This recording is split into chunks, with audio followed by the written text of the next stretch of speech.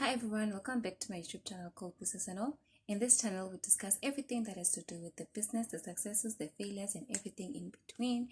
And in today's video, we're going to be doing episode 3 of Kids Entertainment Business. And in this episode, we are going to be discussing things you should expect when you are starting this business. So let's get into it.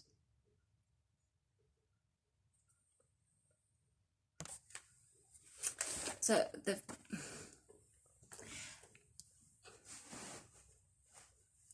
the first thing you can expect when you are starting this business is to know that it is very competitive. It is very competitive. Number one, everyone in this business is 90% doing the same thing, the same type of decorations, the same type of units that are being hired out. For example, right now everyone is doing the pallets picnic style type of decorating.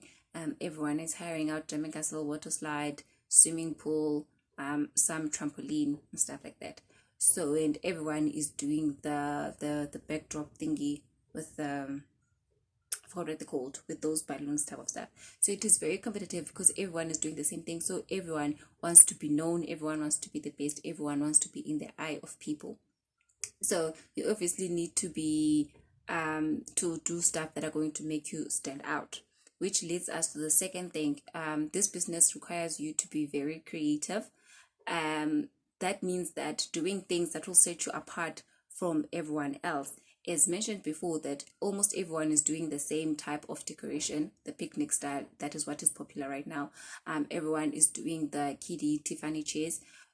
People are doing away with the colorful tables and the colorful chairs, like the daycare type of chairs. So you need to be creative in a way that you know how to stay on top, you know how to pop up above everyone else. That could be with your signature thing. What is it that you do that sets you up from everyone else?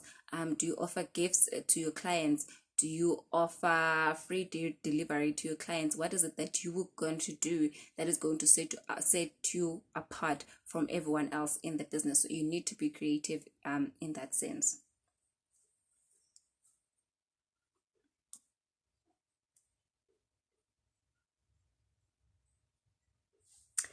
And that leads us to another thing that you must expect in this business, which is that it is very demanding. It is demanding in the sense that you need to apply a lot of time into it. In order for your business to grow, you need to be hands-on on it. You need to invest your time in it, which leads to another thing that you should look out for when you are starting this business, which is it is time consuming.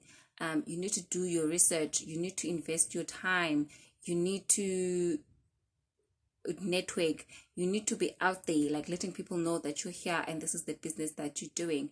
You need to do continuous research, find out what are people into right now, what is most popular right now, and how can you do it better than the next person. So yeah, it's demanding and it needs a lot of time, so it is time consuming.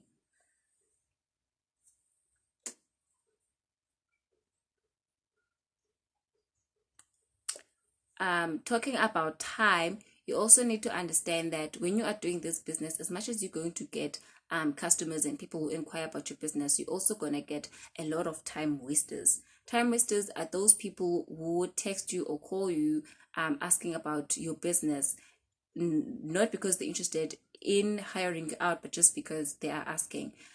Three things happen when you meet time wasters. You get a time waster that is interested in the service, but they can't afford it, so they're just asking because they wish they could have your service, but they can't afford you. Another type of time wasters that you may get is people who are asking a lot of questions, not because they're interested in your business or in hiring your services, but because they're trying to get information from you, because one, they may be interested in starting the business, or two, they're just comparing prices between you and another person, or they're comparing the things that you offer between you and the other person.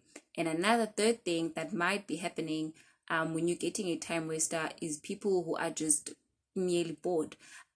People may see your ad and they may find your ad very pretty and very cute, and they might just contact you to ask you what is it that you do, because not that they're interested in your services or in hiring out your services, but just because they were intrigued by your ad, and they just want to know more about you, not because they want to be your customer or they want to steal your ideas.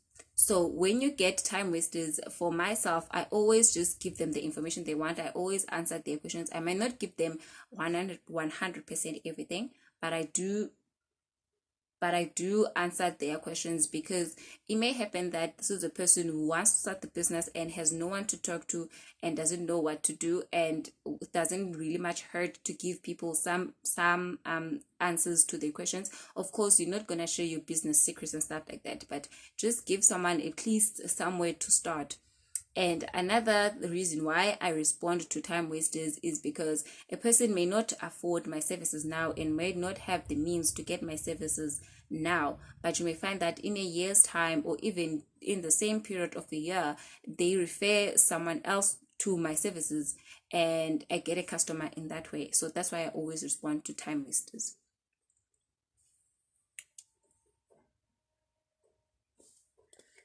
Speaking of people who may be time wasters, asking you a lot of questions about your business because they want to learn more about the business and maybe even steal your ideas about the business, it leads us to another thing that you must look out for when you're starting this business, is that it is a very lonely business. People here, because we do almost the exact same thing, people are very protective of their information, like the suppliers, how they do stuff, how much they charge, what do they do for delivery, how they do their bookings and stuff like that. People are very secretive of that, understandably so, because your supplier, number one, is part of your charging. So if you're sharing your supplier, then it means that there's a possibility that you're going to have the exact type of jumping castle with the exact same price as someone else, because you bought from the same supplier. And the second thing that people get secretive about the information is because is that there's a difference between stealing and being inspired by someone. There are people who get information from you and then just copy your business as is. And on the other side, there are people who are going to get information from you and then get an inspiration from you, zhuzh it up, and then make their own business. So people get to be protective of their information because it's their business idea, it's their baby. They did their research, they did the work, and then they're afraid to just tell someone else how they did stuff, only to find that person is going to steal the entire business and make it their own. So it's a way of protecting their intellectual property in a way.